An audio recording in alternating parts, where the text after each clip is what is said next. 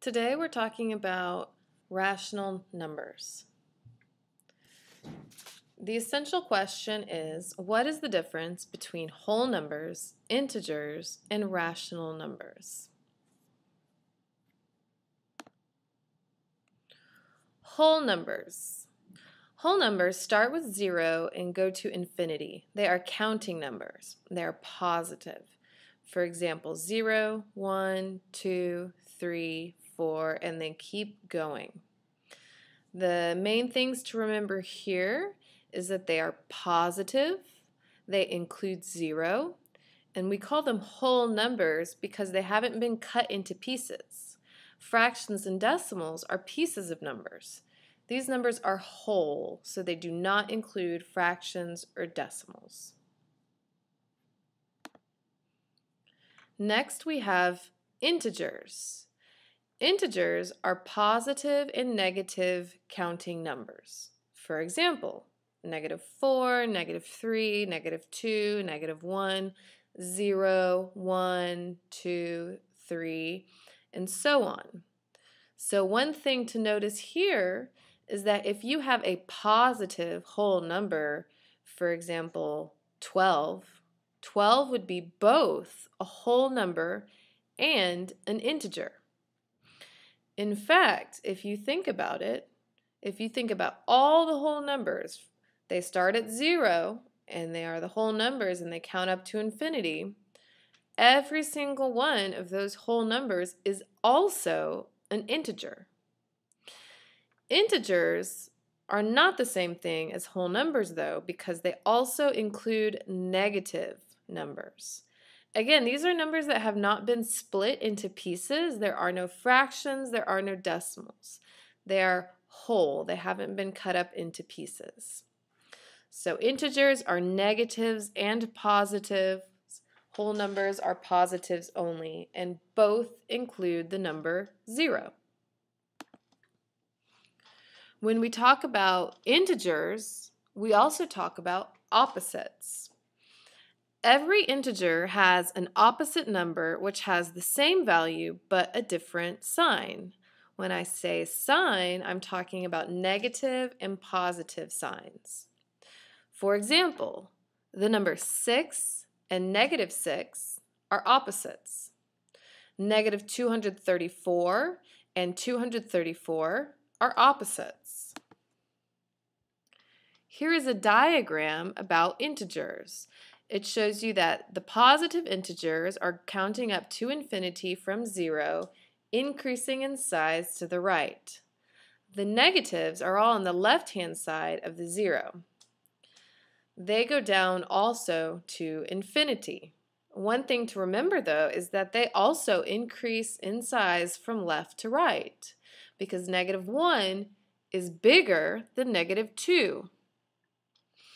If you think about owing money, it's a good way to think about it. It's better to only owe $1 than to owe $2. We also have opposites on this slide. 4 and -4 are opposite numbers. Here is a question to quiz yourself with. I'm not going to tell you the answer, so you're going to have to think about it on your own. What is the opposite of -13? Here's another. What is the opposite of 63? Here we have a picture. We have integers and we have whole numbers.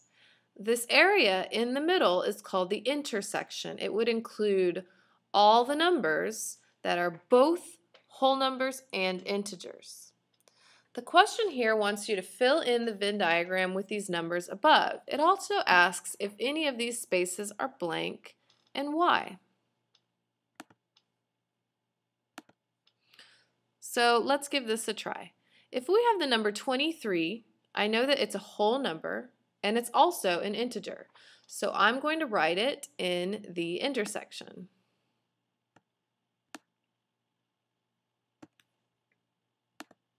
Next, I have -1. Whole numbers cannot be negative, so I know that this definitely goes in the integer side. Next, I see 6. 6 is both a whole number and an integer, so I'm also going to put this in the intersection. Next, I have negative 19. Negative 19 is an integer, so I'm going to put it in the integer section.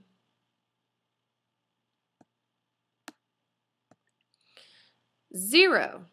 0 is included in both the set of whole numbers and the set of integers, so it's also going to go in the intersection. Last, I have negative 77.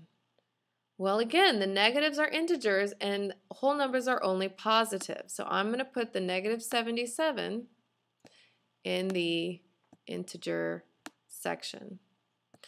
Now I notice that the whole number area over here is all blank. And that makes sense when I think about it because all whole numbers are also integers. So there are no whole numbers that are not also integers.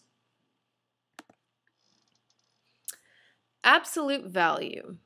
Absolute value is a given number's distance from 0. If you think about distance, and let's say that I lived 5 miles from the school, it doesn't matter which direction I live in. 5 miles away is always 5. It's never negative 5 because distance is always positive. That means absolute value is also always positive. The way that we write absolute value is with 2 vertical lines on either side of the number. They extend both higher and lower than the number. So here we see that negative 3, the absolute value of negative 3 is 3. Because if you look at the number line, negative 3 is 3 units away from the number 0. 4, on the positive side, the absolute value of 4 is 4. Because 4 is 4 units away from 0. So you can see that whether the number is negative or positive, the absolute value will always be positive. So you're going to answer these questions on your own. What is the absolute value of negative 15? And feel free to pause the video to answer these. What is the absolute value of 12? What do you think the absolute value of 0 is? Why is absolute value always positive, but integers and opposites may be positive or negative?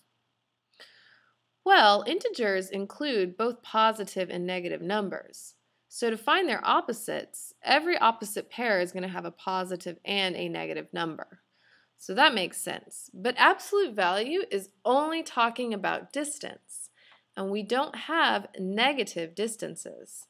So absolute value is always positive. Last, we're going to talk about rational numbers. Rational numbers are whole numbers and pieces of whole numbers, both positive and negative, that can be represented as a fraction. So, those pieces of numbers that we've been talking about, those are included in rational numbers. But rational numbers also include whole numbers, both positive and negative. So you'll see down here we have the number 2, that's a whole number and an integer and a rational number. We have negative 81. Negative 81 is an integer, but it's also a rational number. Here we have the fraction negative 4/5. This is a piece of a number and it's negative. It's included in the set of rational numbers. 3.5 is a mixed number. This is also going to be included in rational numbers. 29/8, this is an improper fraction. We call it an improper fraction because the numerator, the number on top, is greater than the denominator, the number on bottom. This is included in the set of rational numbers because it is a piece of a whole number and it is positive, and we can represent it as a fraction. Next we have the decimal 0 and 81 hundredths. Decimals, most decimals are included in rational numbers as long as you can represent it as a fraction. I could put 81 over 100 and that would represent this decimal. So this decimal is also a rational number. Then we have negative 3 and 1/10. Negative 3 and 1/10 includes pieces of whole numbers, and you could write this as a mixed number. It would be negative 3 and 1 over 10. This is also a rational number. Before, we looked at a Venn diagram.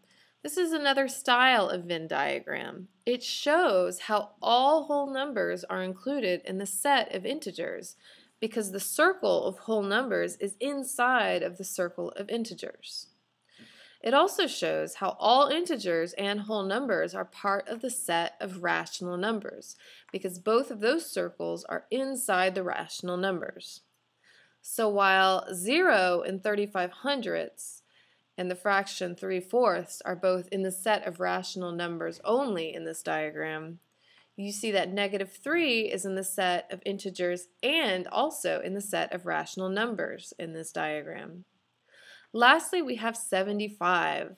75 is in the innermost circle. It is a whole number and an integer and a rational number. So to write our summary for the Cornell notes, we have to answer the question, the essential question at the top of the Cornell notes. What is the difference between whole numbers, integers, and rational numbers? You want to write your summary in a complete sentence that starts with the difference between, and then you would start to write in your vocabulary words and explain the differences. And that concludes our notes. Thank you.